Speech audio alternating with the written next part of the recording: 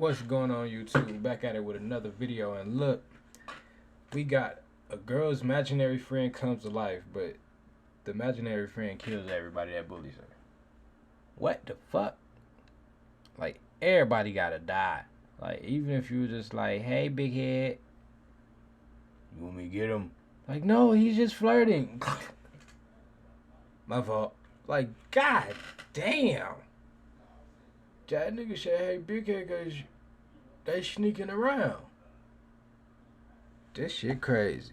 But before we get into this video, man, you know I need y'all to like, comment, subscribe, turn them post notifications on, and let's do it. Let's get into it. The episode opens with Tom and Jill, a newlywed couple, celebrating their new. The episode opens. The episode opens with Tom and Jill, a newlywed couple, celebrating their new life in Tom's childhood home, a gift from Tom's mother over a couple of drinks and sushi. They are laughing and enjoying themselves when they hear a knock from the basement, and they go to check what caused it.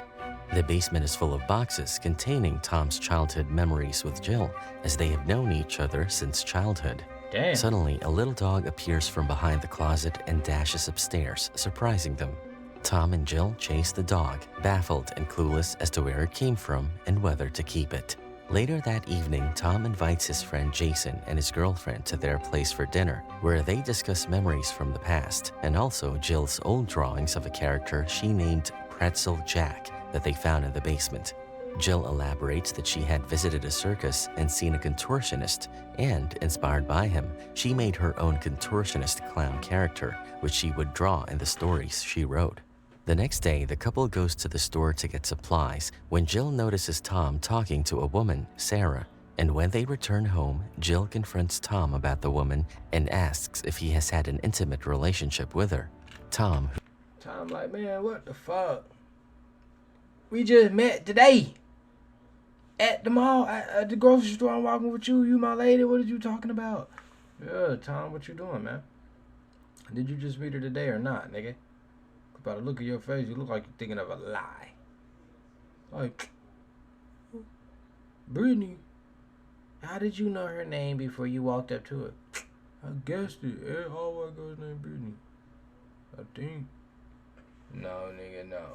Who introduces Sarah as a client, is baffled at the accusation and reminds her that he is not her father, who abandoned her after cheating on her mom. Later, they reconcile after apologizing for what they said to each other. It is then that a mysterious door appears in the basement, and the couple is freaked out by this inexplicable appearance. To settle their nerves, Tom calls a friend, Jason, who tries to open the door forcefully, but when nothing works, he brings out his shotgun and fires multiple shots, much to Tom and Jill's horror. He only stops when the power goes out, but it does the trick and the door opens. Inside, there is a stairway that leads to another door that has a handprint on it.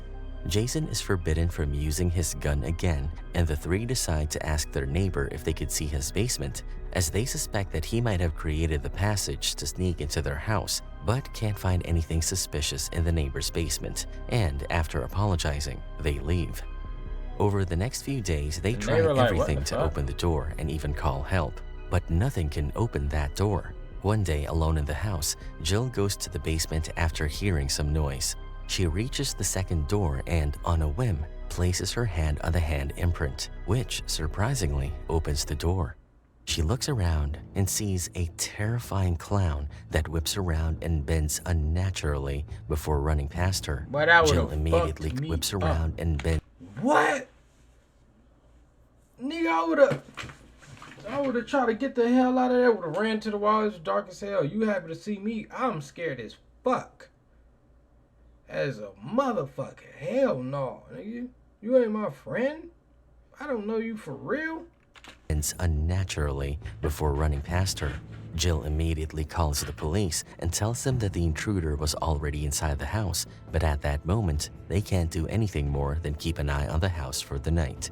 Jill has been in therapy to deal with her distrust of men because of the trauma she underwent in her childhood. And now, Tom's meeting with a mystery woman makes Jill more suspicious of him, so she decides to place her trust on another man, Jason, who she asks for help and figure out what is going on in Tom's life and visits him. But their conversation Jason soon trying to changes fuck into you an too. argument when Jason blames Jill for letting her past shadow cast on her current relationship. Jill defends herself, but Jason doesn't stop there and gaslights Jill till the scary clown comes from the shadows and starts stabbing Jason till Jill screams for him to stop.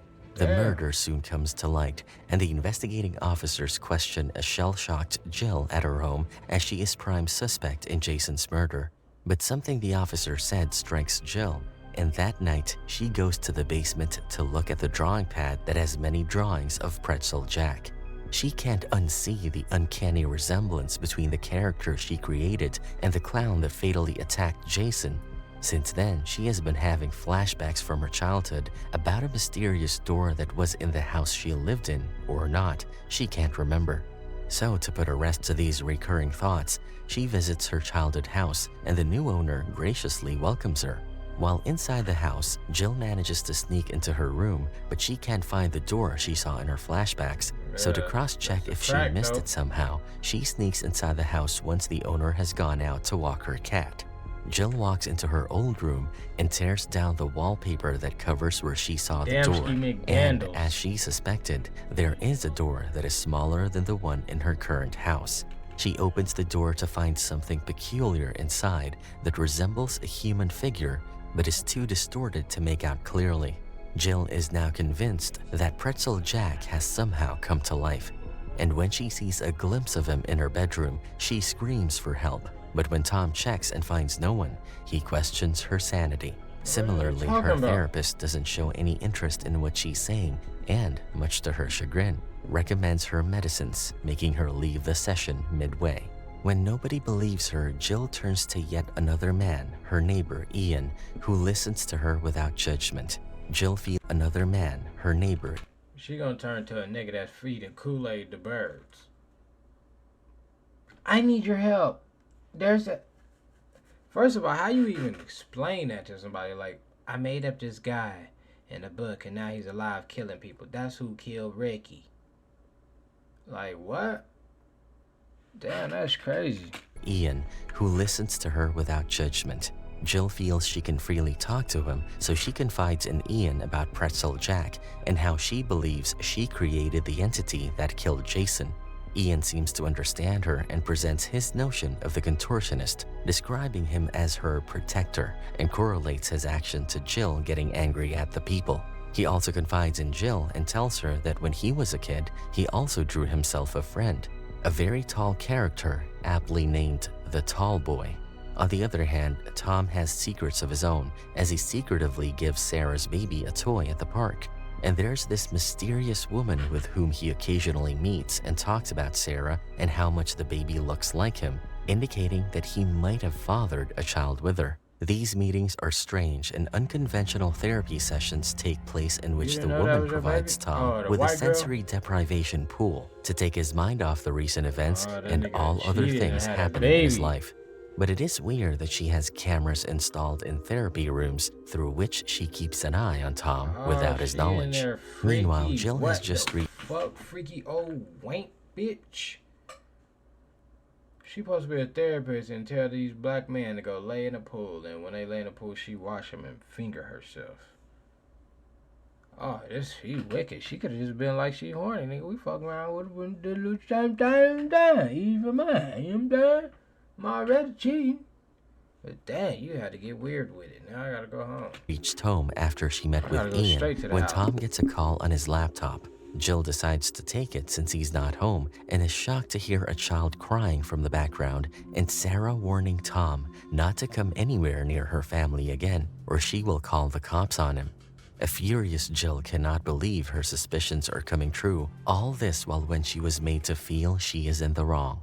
Back at the anonymous woman's maze-like house, Pretzel Jack appears after Jill fails to control her anger and badly injures the woman, who tries to shoot him but to no avail. He then makes his way to Tom, attacking him with a knife and trying to drown him. Tom fights back but gets stabbed in his chest while tackling the contortionist. The badly injured woman has some strength left and she fires at Pretzel Jack, allowing Tom to run. But the shot doesn't do much damage and Pretzel Jack twists his body to appear like a spider, puts himself The back on his hell? feet and follows Tom. In the meantime, Tom gets himself in the woman's car, but he doesn't know how to drive a stick. Because of this, he accidentally puts the car in reverse and gets ran by a van once he reaches the main road. Pretzel Jack sees the accident and decides to leave for now. Jill soon receives a call from the hospital about Tom and gets ready to leave when she hears some noise from downstairs and finds the front door open. She gets scared when all of a sudden, Ian walks in with a dog, explaining the dog had run out. She's relieved and asks him to stay with her till she heads to the hospital, and Ian offers to drive her. At the hospital, Tom is not happy to see Ian with Jill, and sensing the awkwardness, Jill asks Ian to leave. The couple is then visited by the police, who show them the footage they recovered of the clown attacking Tom in the pool. They have also identified the mysterious woman, who turns out to be a doula, and they are curious to know how Tom knew her since she never advertised her therapy sessions anywhere. When the police question him about Sarah, Tom doesn't disclose much. However, Tom is reminded of Jill's drawings of the clown contortionist and believes that a psychopath must have seen the drawings and made a mask to look like the character. He soon gets discharged from the hospital, and when they reach home, Tom asks Jill if she knows this person who is trying to harm them. Jill calmly states that he's me and takes Tom to the door to show him the carcass of Pretzel Jack she picked up when she last visited her old house. It resembles a hollow scalded mannequin, and after Jill moved out from her old house, Pretzel Jack too ceased to exist. She further explains that he has come back to protect her from getting hurt. It is difficult for Tom to wrap his head around Jill's story and questions her why Pretzel Jack tried to hurt him. Jill tells him she heard the story and questions her. That nigga looks scary. What's that on his face? Why Pretzel Jack tried to hurt him. Jill tells him she heard the baby when she answered Sarah's call and asks him to tell the truth. Tom finally confesses that he was involved with an already married Sarah, but he ended it after he got together with Jill. Though he came to know later that Sarah was pregnant and was sure the kid was his, but Sarah didn't want her husband to know, so she threatened Tom to stay away. Jill is beyond furious at such a betrayal, and her mood alerts Pretzel Jack, who was sleeping under somebody's patio, and he soon puts his limbs in place before stomping to Jill's house. By the time he reaches the house, he sees Jill and Tom leave in their car. The couple has decided to visit Jill's psychiatrist. That nigga real. He can't just pop up like, I can feel you. Yeah. No, he just like, I feel it. Now I gotta walk all the way from Wisconsin. Damn. Where the hell he was sleeping? Finna go get nigga, just he can die then. For a couple's session to save their marriage, but it backfires because both men dismiss Jill in her story about her imaginary friend, enraging Jill. She tells them that Pretzel Jack is coming as the light flickers, but the doctor is confident nothing will happen until Pretzel Jack crawls inside through the window and kills the doctor in front of Jill and Tom. The couple dash out of the building and hop into Ian's truck, who is surprisingly waiting for them at the entrance. Pretzel Jack chases them for quite some time before they lose him, and Tom looks at Jill in utter disbelief. They all go to Ian's home, and she asks for a method to destroy him, to which Ian paints a gruesome picture of destroying every part of Pretzel Jack to get rid of him, but also shares a different approach, which is to live with it and control it. Now that they know Pretzel Jack is real and Jill's creation, Ian suggests they lure him out to trap him and then learn to control him. But for that, she will have to go through emotional turmoil. They sit in the empty room behind the dream door, and as Jill's feelings and emotions get skinned, Pretzel Jack's pace increases as he makes his way to their house. Tom walks outside the room, but stops when he sees Pretzel Jack at the edge of the stairs. Just then, Jill's phone rings, and she picks it up to find it is her dad. Pretzel Jack suddenly charges towards Tom, but runs past him into the room where he sees Jill, who is now calm, and performs some moves to impress her. Jill smiles as she looks at Pretzel Jack, and he takes her in an embrace, making her feel safe and happy. At that moment, Sarah's voice can be heard from upstairs calling out to Tom. Tom quickly makes his way up and opens the door for her. Jill and Ian also head upstairs, but when Jill sees Sarah outside with Tom arguing, she loses her cool, enticing Pretzel Jack to go after Tom and Sarah. Like, fuck Sarah that. gets I'm gonna stabbed get in out. her leg before Tom flees with her, and Jill and Ian tail them. While trying to save themselves, Sarah he and want Tom 'em also dead. try to sort things out, and Tom finds out that the child is not his after Sarah got the DNA tests done. So to tell him that, she came to his house that evening. They enter a gymnasium, and Tom hides an injured Sarah in a room while he tries to lure away Pretzel Jack. Soon, a chase ensues, and they end up in the swimming pool area where Pretzel Jack tries to drown Tom yet again. Ian and Jill also reach there, and Jill panics, seeing her husband in danger because of her imaginary friend. Tell your friend to However, stop. Ian tries to calm her down and asks her to concentrate on him so he can guide her to control Pretzel Jack. Once she gets control of Pretzel Jack, she frees Tom first, and then Ian helps her crush her creation using her mind. And that ends up with Pretzel Jack exploding into white dust underwater.